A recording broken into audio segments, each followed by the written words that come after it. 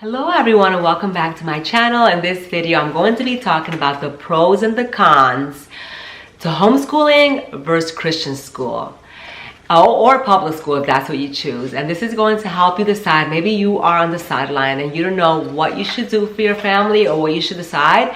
I'm going to talk all about the pros and the cons. Being a homeschool mom and being at home for 15 years, homeschooling for over a decade, and now having my kids in Christian school, I have now experienced both sides. And so I wanted to share what that's like. What are the pros and what are the cons when you're making your decisions? And it's going to be different for every family. But I just want to talk a little bit on, for those of you who maybe are new to my channel or haven't followed my journey. So I've been homeschooling for over a decade and I have 5 children and they range from 5 all the way to 14. And this year I transitioned them to Christian school, and I'm going to talk about a little bit why, and I've explained that in my other videos that you can see prior to this one. But mainly it wasn't because they weren't doing well at home. It wasn't because we couldn't do it anymore. It wasn't because they weren't excelling at home. They were doing just fine at home and they were doing really good, and they're all a grade ahead in school. But I wanted them to have a well-rounded approach to education, and it was never my intention to keep them in a bubble all of their education journey or all of their lives. And I want them to learn from different teachers. There's value in learning from other minds and how they teach and present information, how to deal with conflict, and how do you respond in a classroom where kids are demonstrating different types of behaviors that you've never seen before. And I'm going to talk a little bit about that because it's been very, very interesting. But I also wanted my kids to have more directed instruction at their particular grade levels. Being a homeschool mom where my kids range from 5 to 14, I did a lot of group subjects. And so it was hard to kind of dive deep with each student in particular areas like history, science, geography, and things like that, because I grouped those subjects together. But being at the school, they're able to dive deeper into those subjects at their particular grade levels, and that's been really good. I also wanted them to be better prepared for life outside of my home, for college, for life. And I really considered whether that would happen all here in my home or whether there would be value in sending them to Christian school for a portion of their education journey. And that's exactly what I did. And I think it provides a level of structure and a level of accountability and a level of conflict and things that they experience at the school that they weren't experiencing here, that is really preparing them for life. And so let's talk now about the pros and the cons. And I always like to just start talking about like the positive things, right? Because it's always easier to start with those. And so let's just talk about the pros. So I already mentioned some of them, but one of the ones that I want to start off with is just learning from different teachers and learning from different learning styles, different ways of presenting information. There's all types of teachers. There's teachers that are passive. There's teachers that are a little bit more outspoken and have rough voices. I have one of my kids that says she doesn't like one of her teachers because of the way that he is. He seems like he is very confrontational. His voice is very rough and he is just very strict, and just the way that he is, that's his personality. And they wouldn't have had experienced that outside of my home because I am just not like that, right? I have a sweet voice and I am very forgiving, and that's the way I am. But having the experience of that particular teacher has really served her in understanding that doesn't mean that he's a bad teacher. That's just who he is and that's his personality. And can we learn from him, and can we find some positive things about this particular teacher? So that's been good. Also, another thing that's been good is the class projects that they've been doing, the labs, the fun days, the competitions that they get to have. They really weren't doing a lot of that here at home because of our big range of ages.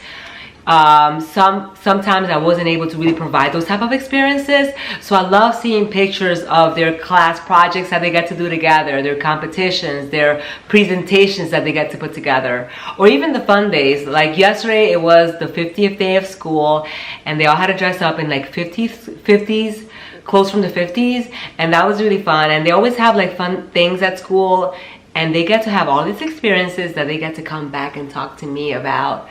And I just love it. I love being able to see how the teachers bring learning alive with the different activities that they do in class.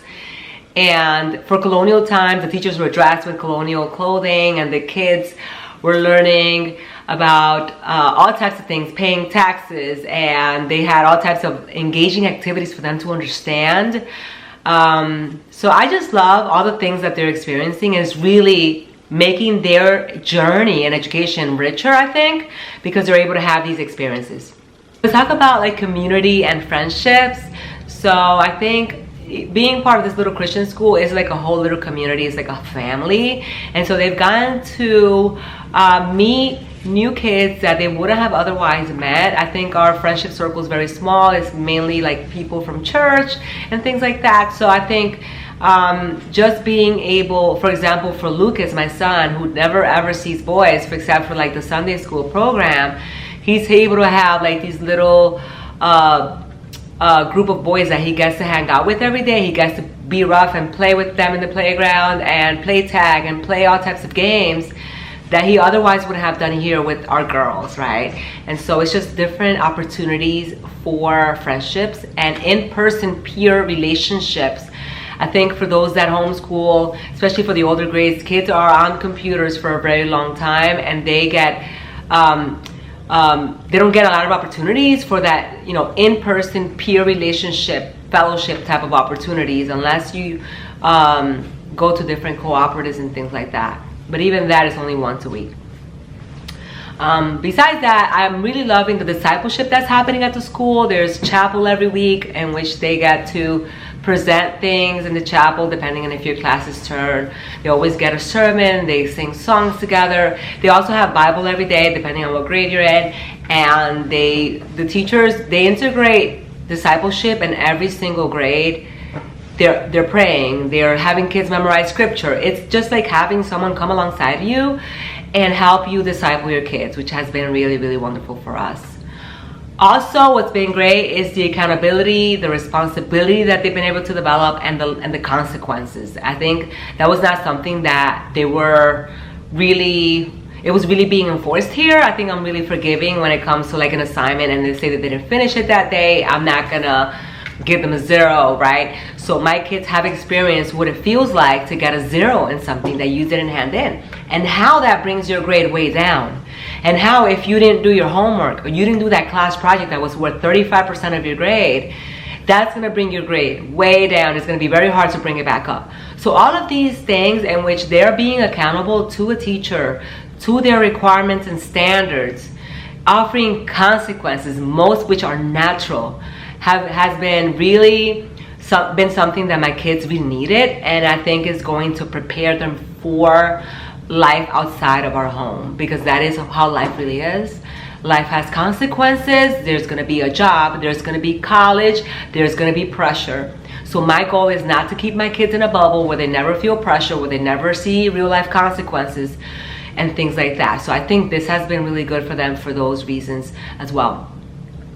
Let's talk about now for me. So I have more time now. I'm the kids for a chunk of the day. I have more time for me to, I guess my house is kind of quiet now. It's pretty quiet, and I only have my 5-year-old here with me now. I'm going to talk about what my high schooler is doing in the next video with you all, with dual enrollment and everything. But I only have my 5-year-old with me at home, and it feels very different to be at home. It's quiet. I get to work and pour into my home. There's so many things that I wanted to do in my home that I am now getting to do. Areas that I needed to declutter, walls that I needed to paint, my garden that was sort of abandoned. There's so much things. Also, I wanted to really get into more homemade meals. In terms of, I do make a lot of homemade meals. Most of my meals are made from scratch, but I wanted to have more variety for my family, so I'm getting more into the culinary arts, learning different meals, providing different things for my family that I otherwise wouldn't have had time. Really, being a homemaker, taking care of your home and the laundry and all the things that needs to be done in the home and all the meals, it's in itself a full-time job.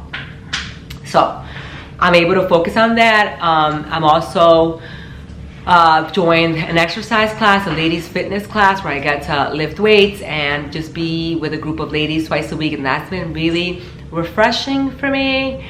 I'm also working on my master's degree online, little by little, one class at a time. It doesn't take a huge chunk of my day at all. It's like 30 minutes a day, but I love it. 30 minutes to an hour a day, and it's just challenging me intellectually and just getting me to keep learning, because I think it doesn't matter how old we are, we should always keep learning. And so it's been really sweet to have this like time for me. I've been home for, again, 15 years, and I've had very little alone time, very time to pour into me and into my house. At the same time, my kids are getting a really good experience at the school, and it has been really good for them. So now let's talk a little bit about the cons, because there's cons to everything, and there isn't like an easy life that you get, right? Because really, anywhere that you are, there's going to be a challenge, and life is never easy. Let's take a quick break and talk about preschool. Are you looking to do preschool at home?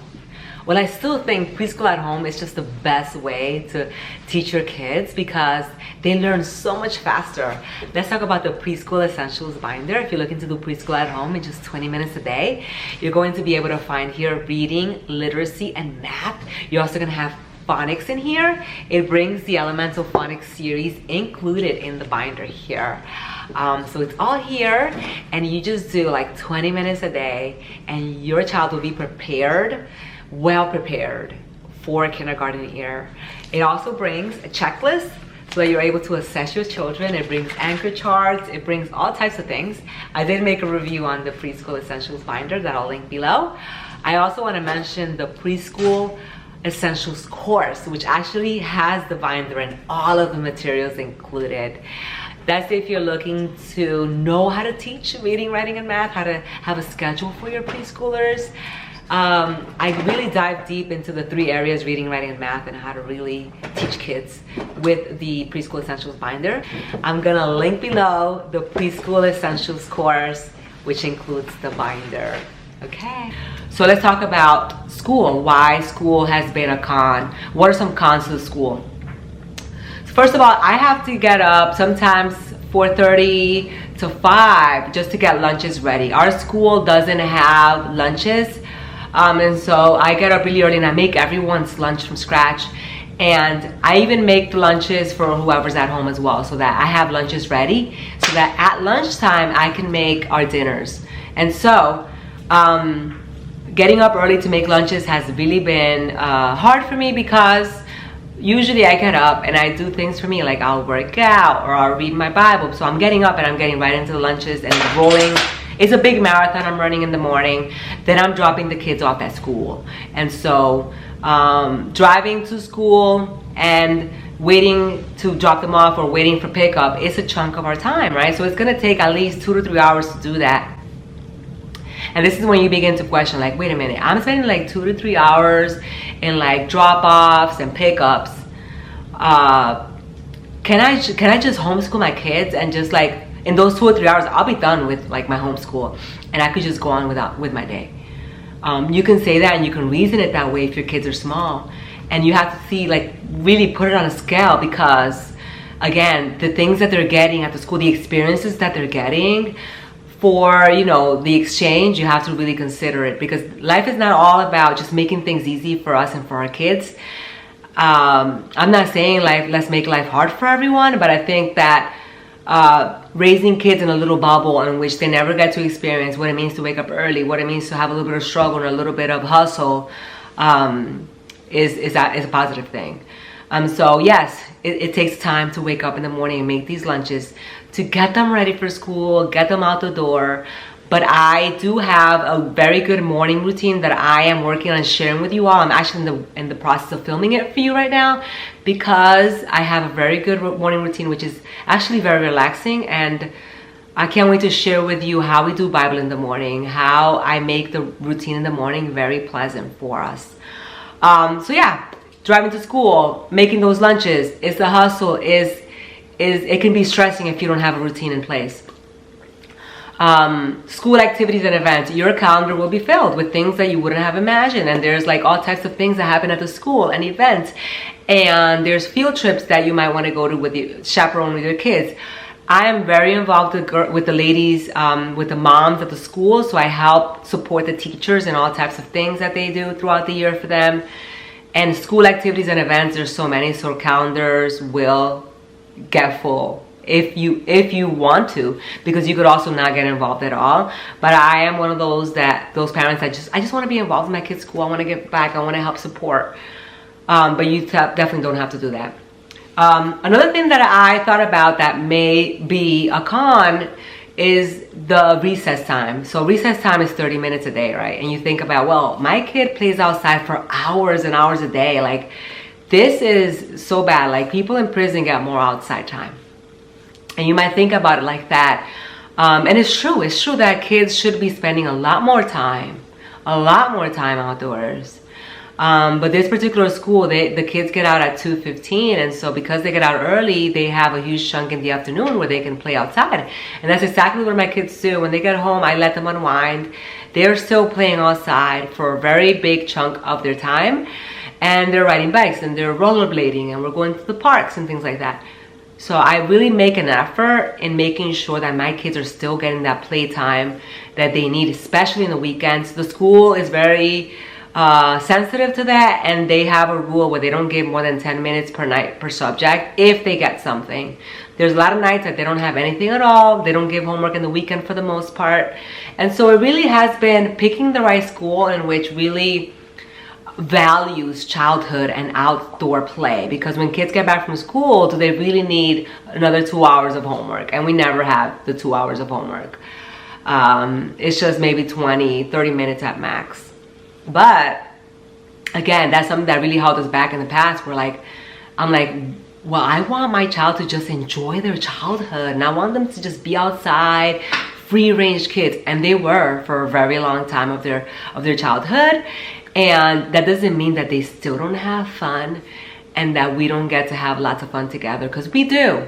And I don't want you to think that my kids are somehow disadvantaged because they're in school for 6 or 7 hours a day, because there are kids that are at home, they're home for most of the day, and they are in front of a screen, and they're just playing video games, and they're not really doing the things that are productive. And they're not really spending time with family. There's not a lot of conversation happening. There isn't a lot of presence. So it just depends what is it that you're doing when you're at home, because time can be wasted anywhere you are. And there's opportunities when you organize your schedule on making things work. But that's one thing that I didn't really like, that they don't really get to play outside a lot. But they do get to do that when they get home. And I realized that they get out early. So that's been good. Another thing has been the exposure to just bad language, right? And now my kids are learning what bad words sound like, and like they're realizing, hey, this is what bad behavior is like that. There's kids being sent to the principal's office and things like that. We haven't experienced any bullying or anything like that, but that's not something that I'm gonna pull my kids out of school for. Children need to really know what bad looks like. And they need to know it before they go out into the world, so that they can process that with you, right? And so I definitely don't like that my kids get to see the bad behavior. And it's heartbreaking that some of these kids behave the way that they do, even in a Christian school. But I think about, if this is Christian school, I couldn't even imagine like the public schools right now. And so there's bad behavior everywhere, but that's the real life. And there's bad behavior when they leave your home. In college, they're gonna see that. At work, they're gonna see that at work. There's just no way in getting around it. Even when they're homeschooled, they're gonna see the bad behavior, right? They're gonna see it at the playground. They're gonna see it at Sunday school. They're gonna see it everywhere they go. But now, like, they're able to see it, right? and set themselves apart, because I have spent so many years at home, you know, discipling my kids. And so like, it's like this quote, I think it was Abraham Lincoln, that said, if you give me a tree to chop down and it's gonna take 6 hours, I'm gonna take 4 of those hours sharpening my axe. And that's what I've done. I've taken time to help my kids learn what bad is, what good behavior is, discipline, right? And I feel like I have prepared them for standing against darkness. And at this point, what I want them to do is to stand there and be the light and be the salt that Jesus Christ has called us to. Because we were never meant to keep our kids in a bubble and they never experienced anything bad in their lives, because that's not really reality, right? And so I want them to be able to see that. And you know what, when a child is doing that, they come back and tell me all types of stories. I don't want you laughing at it. I don't want you participating in it. Set yourself apart. Be the image of Jesus Christ wherever you go. That is actually how you test your kids. Is their faith real? You know, because if they go to a school and they come back saying all these bad words and they're being highly influenced, then where's their heart posture? That means that it's good that that's happening so that you can see that, because it was going to happen anyway. Your kids shouldn't be that highly influenced. My kids aren't, and they're doing really well, and being able to stand apart from that and be able to, you know, just even call some things out, like you shouldn't be doing that. And it's been really, really healthy to be able to see that and to stand firm in what they believe in. And so, there's been conflicts and there's been all types of things. And I prepare them if they see bullying. What do you do if you see bullying? What do you do if someone does something to you or is continuing to do something every single day? What do you do? How do you speak up for yourself? Because bullies go after certain personalities, and bullies are everywhere. Bullies are at the workforce. They're in the playgrounds. They're at the Sunday school. So you need to prepare your kids on how to stand up to the bullies. We don't need to protect our kids, okay? Like, and keep them in this little bubble where they never learn how to stand up for themselves, because that's not good. I also recognize that there are situations where kids need to be saved from bullies. And so that's not what I'm talking about. But I'm talking about preparing our kids for life, how to stand up to bullies, how to set yourself aside from sin and darkness, because that is real preparation for life. And so this is what I've seen so far, and I am happy with our decisions so far. And I wanted the next videos really show you what our before school routine looks like, what our after school routine looks like. How am I making this work now as a mom that sends her kids to school? Still homeschooling my youngest, and also I want to just talk about keep talking about some of the things that I'm experiencing and how I'm helping my kids. There's a lot of things that I'm doing after school to support my kids in their journey in terms of education as well, and supplementing their education, making sure that they are still learning the best that they could be learning, and giving them the challenge that they need if they're not getting the challenge. And so I will be sharing all about that. All right, so I hope you got a really good understanding now of the pros and the cons, and I think a lot of you probably would agree with a lot of these. And if there's any that I missed, please put it down in the comments below. There's gonna be the families that are gonna homeschool all the way through and graduate their kids to high school. And if that's what the Lord has called you to, and that's what you've been called to do, and maybe that's the best situation for your area, because maybe you don't have a scholarship, or maybe you don't have good schools in your area, and this is the best education you can give your kids, then you just keep doing that. I don't want you to be derailed by what I'm sharing here. There's gonna be families like mine that you have opportunities and you've done homeschool, and then there's going to be a portion of your kids' journey that you're going to outsource to Christian school or possibly to public schools. I don't want to put down public schools. Excuse me. There's some good top-rated public schools as well. And some, I know some of the kids in our church that go to public school and they're doing just fine. So there's going to be all types of different families doing different things. God has called us to be the light, to be the salt and the light, to stand against the darkness. We were not called, though, to be comfortable. If the reason you're homeschooling is to protect your kids, to keep them away from the bullies, to be comfortable, that you don't have to wake up in the morning or have any struggles, to maybe allow them to play more, so that they could have more outside play. You have to think about why are you doing this? Why are you homeschooling your kids? We shouldn't be homeschooling because we want our kids to not experience hardship, because life has hardship and we're not preparing them for life when we do that. We don't want to keep our kids home because they're going to see bad things, everywhere they go. And it's important that they see those bad things before they leave your house, because that's when conversations happen. Exposure is very important. It doesn't have to be done through school. You can do it through cooperatives, through different places where your kids can get exposed to what the real world is looking like out there, because it's pretty crazy out there right now with what's going on. Also, please utilize your village. You should not be doing homeschool by yourself. Whether you bring a grandparent in, whether you go to a homeschool cooperative. For me, homeschool cooperative was just not worth it for once a week. It wasn't that much of a help for me. So it was more exhausting than anything else, and it really didn't meet our needs. But maybe you could find a hybrid co-op where you can drop your kids off twice a week and you can have more exposure for them, learning from different teachers, and maybe you can have that time for yourself to pour more into your home. The biggest lie of the century, and I want to say this, is self-sufficiency, that you can be self-sufficient, that you can protect your child and keep them in a bubble. You cannot. The only one that protects your kids is the Lord. He's sovereign, and he's the one that watches over your kids. And you are not self-sufficient, and if you try to be, you will burn yourself to the ground. I see it in the Instagram posts where people are like, they're raising their own chickens and milking their own cows, and they have these huge gardens and all types of things. They're homeschooling out of like 10 kids, and you have to question yourself, are they okay? Are they really okay? Because I've seen a lot of families break down over the years, divorces, autoimmune diseases, all types of things. And I haven't seen them stand the test of time, because for civilizations, people have raised their families within a village. And that's what I'm doing. I'm using the Christian village right now. I'm using my church, and I'm using a Christian school to help my kids. What are you using? How are you utilizing your village today? Because you were never meant to do it alone. Hope that you have enjoyed this video. I want to mention, if you don't see me a lot here on YouTube, you can go over onto my Instagram. I do a lot of stories there and a lot of little things here and there throughout the week.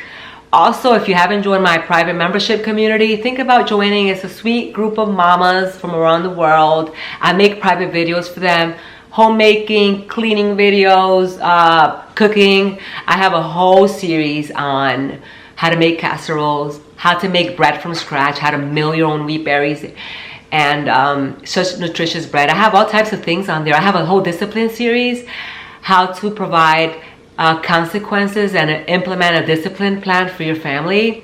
I have all types of stuff on there. I mean, it's like 3 years of content now. And so if you haven't checked this out, it's a sweet group of ladies. We have a 5 a.m. club. We have a scripture writing club, all types of stuff. I'll link it below in the description box. Give yourself the gift maybe for a year, and you will learn so much. I hope that you all have enjoyed the video. I'm working on a few videos for you all. It's just going to take some time. I have the before school routine video coming, the after school video coming, the all types of things that I have planned. So stay tuned for more. I am just continuing to share here on my channel. I'm still homeschooling one of my kids, and so I'll be sharing more on that as well. I hope that you have enjoyed this video, and I'll see you all in the next video. Bye-bye.